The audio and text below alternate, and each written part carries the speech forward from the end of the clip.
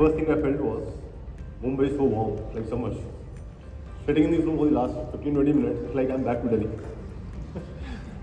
Alright, a very good morning ladies and gentlemen. I'm Manish Gurnani, CTO at Ksolves India Limited, publicly listed firm.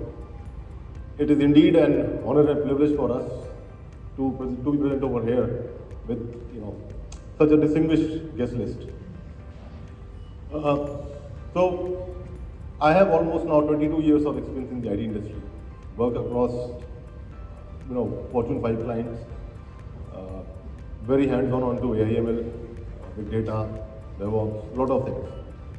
Today what I will talk about is how can you maximize your operations and make them more efficient using the power of predictive analytics. And I will focus on two key areas. One is smart resource allocation, and the second is streamlining your processes via predictive analytics. So, what is predictive analytics? Essentially, it is you are using historical data to predict your future trends and events. You are trying to forecast what will happen in future to help to drive certain strategic decisions. And these predictions may be for the near future. For example, it could be an impending machine failure, or they could be for a distant future. For example, it's a loan default. Typically, most of the predictive analytics will follow a certain life cycle. This is what that represents. So you start with data discovery, data collection, then you have data preparation, data cleaning, then certain data exploration, visualization. So once the data part is done, then the actual model development and building starts. So you have model development, you explore different algorithms and then finally choose one. Once that is done, you validate that and finally you take it to production or operationalization, what you call it. Once it is deployed, the remaining part is model monitoring to keep it continuously. So you keep on continuously improving. So data is the key. It's just not that you are just crunching numbers. You actually need to drive insights from that data.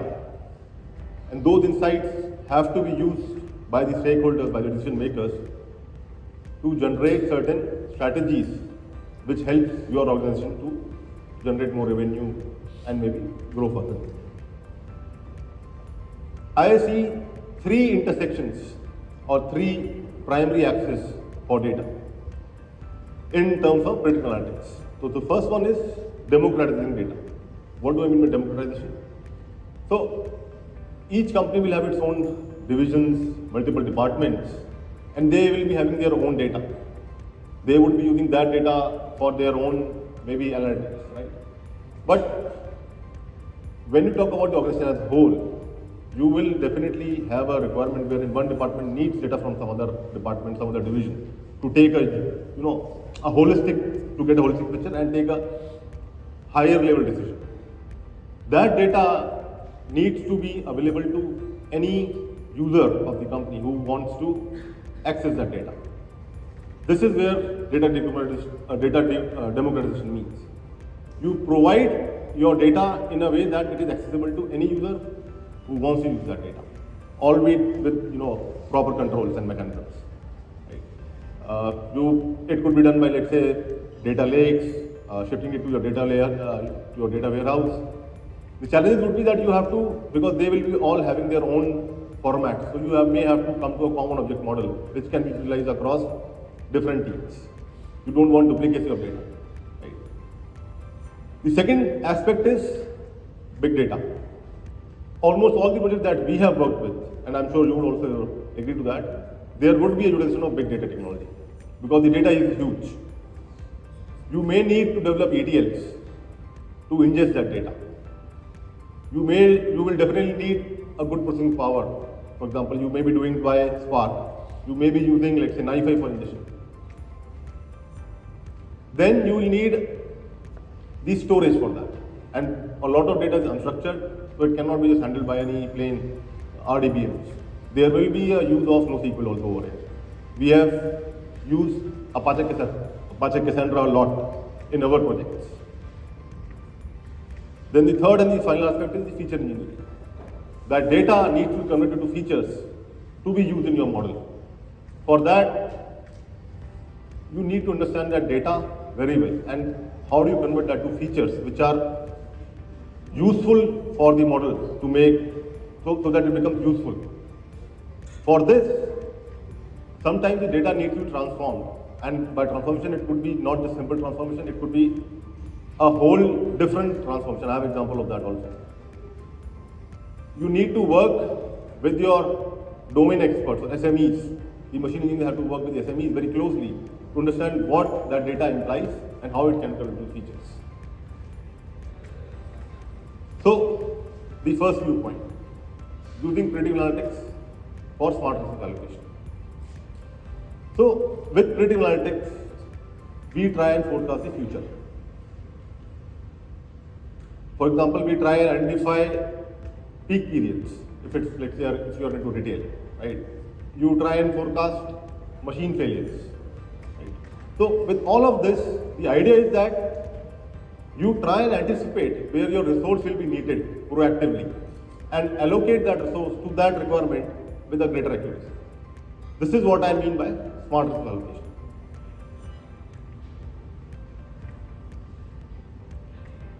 I now move to the first case study which brings this viewpoint. So this was for one of our clients who is into network management.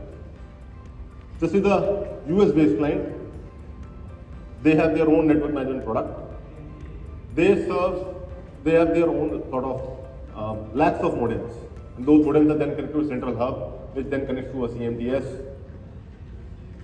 The idea was that they wanted to proactively identify if a group of modems could fail due to an impairment, and that if that impairment could be categorized. So they want to develop an AI-based solution for doing that. It was all being done right now at that time by manual technicians, and manual labor in US is very expensive. The second thing that they asked was, can we do some sort of a digital support assistant which can help the technician diagnose this problem easily? So we realized at the beginning itself that there is a huge data which is involved. All these modems need to be polled frequently. We need to bring the matrix from those modems, and this was like on a different protocols. So you have to poll those modems to get all the data, and then save that data in your data lake. There is huge data, huge processing power was required. Big data was definitely the solution over here. We have used Apache NiFi for data ingestion. We used Cassandra for storage. We have used Kafka also for certain event-based integrations. We finally came up with a clustering and unsupervised machine learning algorithm which gave a good accuracy as per the client expectations. The digital support assistant was initially developed using NLP and the deep learning technologies. Once generative AI and these chat GPTs became, or the LLMs became more mature, we have started shifting this all from traditional NLP based model to a generative AI based solution. All of this infrastructure is deployed in cloud. It is highly scalable, deployed as microservices. We have used Kubernetes over here. This entire solution was designed, developed, and is still being managed by Ksolves.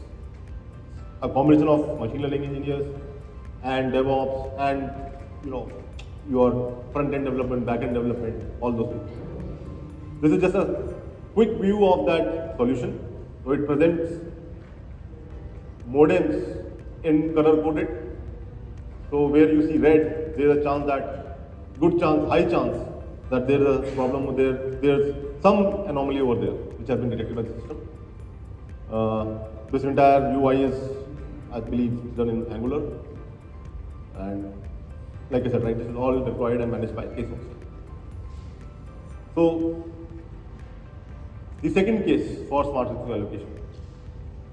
This was for redesigning a loan underwriting process for a US NBFC. They are again a multi-billion dollar company looking to use an automated solution, AI-based solution to help them in their underwriting. They give loans to merchants and they wanted a solution wherein you could predict your default for the merchant. You could give them some scores based on which you could decide the pricing strategy, the rate of interest that you want to charge to them. Right now, this was being done manually by the underwriters, and they had different sources. Some of them were internal. They were pulling data from external sources. They had credit rating agencies. So overall, there were around 500 plus data points that they were using for this. And a lot of that data was in different formats.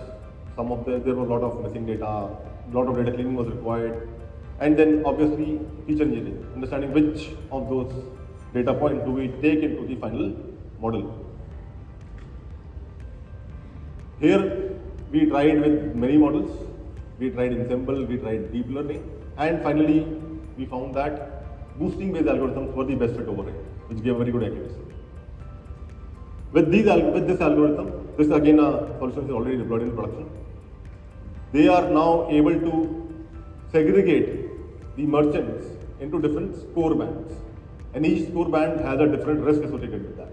Based on that risk associated, the pricing strategy is being determined and the rate of interest is being offered to that merchant. This has helped underwriters work on bigger deals which are more complex, and I would say not just the low-ended, but a good amount of deals is being sent to this engine now. For measuring the efficiency of this whole exercise or the ROI, we looked at two key factors. The first is the time that underwriters were able to save by using this ML engine. They were able to work on bigger deals. And the second is the total value of deals that this engine was able to process. So, in all, what we gained, or actually the customer gained is, they had a shorter lending cycle time now, improved customer experience. We saw that earlier also with Niharika, how that helps. The lending operations become more efficient. There is scalability of growth because again the solution is also scalable. It's deployed in a scalable infrastructure, I would say. And then finally it improves employee efficiency, especially the underwriters. Right. So two cases, in both the cases, I tried to explain how can predictive analytics help you allocate resources to the right, I would say, problem. In this case, the underwriters were able to work on more complex deals. In the earlier case, the technicians were able to use the ML engine to diagnose a group of modems or that collective